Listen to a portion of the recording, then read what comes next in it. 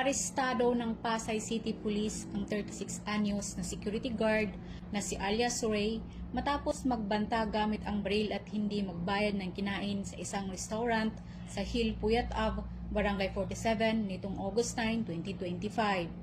Ayon sa reklamo ng biktimang waitress, lasing umano ang suspect nang kumain at uminom sa kanilang establishmento at nang singilin ay tinutukan siya ng 38 caliber revolver at sumigaw ng hindi magbabayad dahil wala siyang utang. Agad rumisponde ang mga pulis mula sa Substation 1, inaresto ang suspect at nakumpiska ang baril na may 6 na bala. Dinala siya sa presinto at isinailalim sa physical examination.